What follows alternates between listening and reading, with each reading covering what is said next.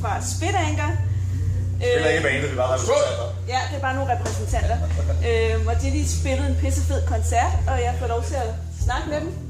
Så kunne I ikke lige starte med at præsentere, hvem I er? Jo. Hvem vil starte? Jeg hedder Mario. Ja, det er dig. Det er så skønt at Det er Mario. Jeg hedder Mario. Og hvad laver du i banen? Jeg synger. Okay. Jeg synger. Jeg hedder Rasmus. Det er mig. Jeg hedder Rasmus. Jeg spiller guitar. Okay. Jeg Sammy, jeg spiller banjo. Og I kan godt lide øl? Ja. Vi kan godt. Så skidt, vi godt lide. Ja. Okay. Hvordan synes I, det gik?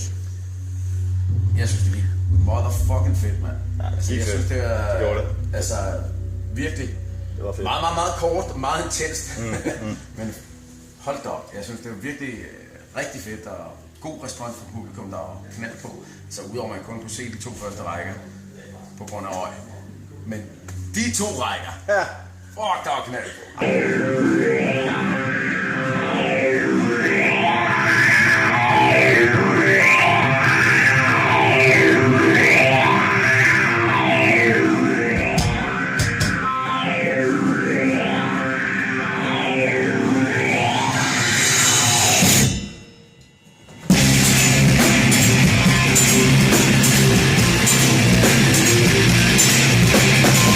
Det var virkelig... Det var en fed koncert, det var intenst. Ja. Vi havde fået... Til både tidsmæssigt og roligt. Og et sværen omkring det. Ja. Og vi har fået den der med, at vi skulle spille først. Og det er jo altid en udfordring.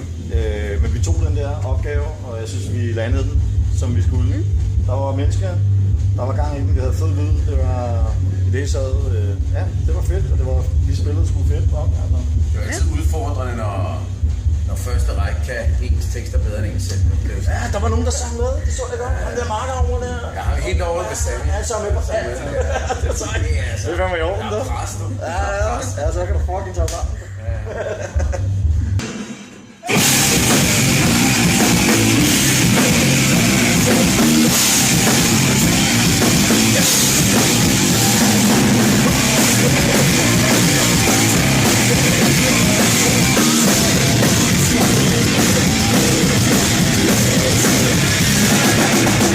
Hvad med jeres nye album? Hvordan er det blevet modtaget?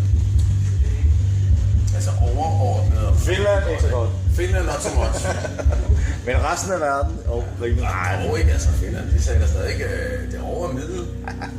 Altså karakteren var over middel. Det var lidt, fordi det var den første anmeldelse, vi fik, så der var man næsten, Men så kom der lige næsten topkarakter, så kom der lige 3 gange 10 i træk, 10 ud af 10 i træk, så var vi sådan ligesom, okay, det er sgu i orden det der. Så, så vi fik, hvad var det, vi fik en fra Sydney? Ja. Og så fik vi 10 ud af 10, og så fik vi en fra USA. Eller var det Holland? Ja, det var Holland og USA, og så var det Danmark, hvor vi fik 10 ud af 10. Men ellers har vi fået rigtig flot anmeldelser. Det er jo ikke, fordi det skal gå op i sådan noget, men altså, vi har fået... Det er jo rart, når man har siddet. Vi har brugt lang tid med at spille den her plade. Ja. Så når folk kan lide det, så bliver man jo glad, ikke? Vi sad i... Det var 3 måneder med vokaler nærmest, ikke? Ja. Men det var jo en proces, fordi Mario... Det var hans første plade med os, eller vores første plade i det hele taget, ikke? Men så der var en masse ting, vi skulle styre på, ikke? Og, så vi har siddet lang tid i studiet nu. Vi har vores eget studie, ikke? Og vi har brugt lang tid på det. Og der er blevet kælet for detaljerne, men det sker det, når man sidder så lang tid i et studie, at man taber lidt man kan ikke se skoven for bare træer. Så lige pludselig til sidst sidder man og tænker, jeg tror det er fedt, men jeg ved det ikke, jeg håber det er fedt, ikke? Altså, jeg håber folk kan lide det, ikke? Altså, Det er også en proces for mig, fordi jeg var jo, altså, jeg spillede sammen med Sammy i Euthanasia for 20 år siden, og så sagde jeg farvel til Heavy for at spille cover rock i 20 år, og det er jo sådan noget med ren sang, ikke? Og så kom ind her og skulle growle og forvrænge og skrige og gøre ved. Det var også en proces for mig, og den proces skete, vi havde godt nok 5 koncerter inden i foråret, men den proces skete i optagelses, altså i studiet. Ja. Hvor tror I tager hen næste gang, hvis I skal ud af landet? Hvilken retning tager I så? Altså, vi sigter helt konkret på Tyskland nu. Altså, det er simpelthen det mål, vi har sat os. Vi har simpelthen nogle projekter i gang i Tyskland lige nu. Vi er i gang med at finde mediepartner til at promovere pladen. i kampagne her i foråret. Og så håber vi på, at der kommer simpelthen en Europatur i efteråret.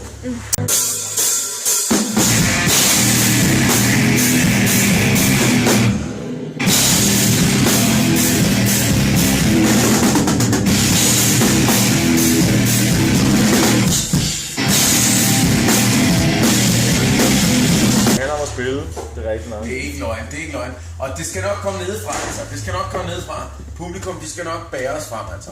Det tror jeg på. Ja. Så tager det bare lidt længere tid, ikke? Problemet er, at vi også er lidt presset af alderen, jo, ikke? Det er jo ikke alle sammen helt unge. Jeg tænker dig det.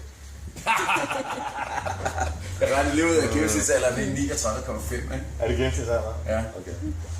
Det er næste, der trækker ned. Ja, det er næste, der trækker ned. Ja, det er godt.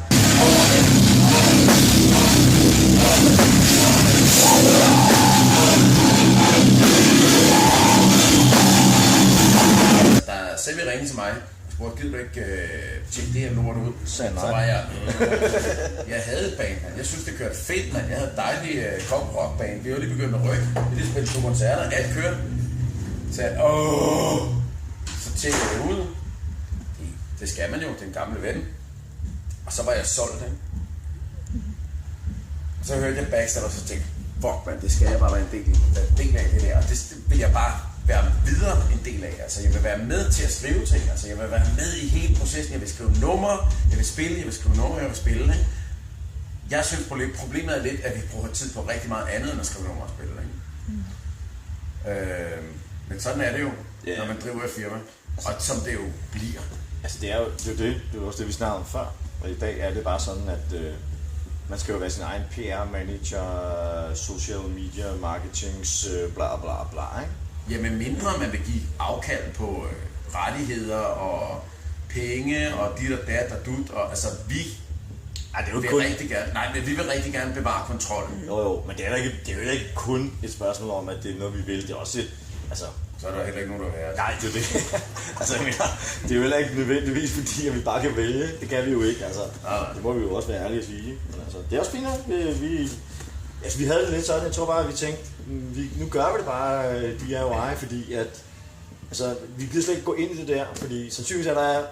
Dem vi kan få, hvis vi overhovedet kan få noget, var måske ikke så attraktivt. Altså det vil sige, så afgive noget kontrol til nogen, som måske ikke kunne levere det samme stykke arbejde, som engagement mest af alt, som vi selv kunne. Så det var ligesom der, den lå. Vi siger, okay, fint nok.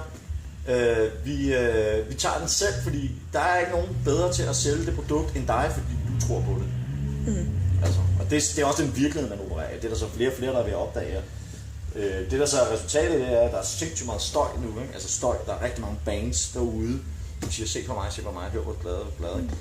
Så medierne, også de små medier, er bare ved at dø, man, i drukner i ting.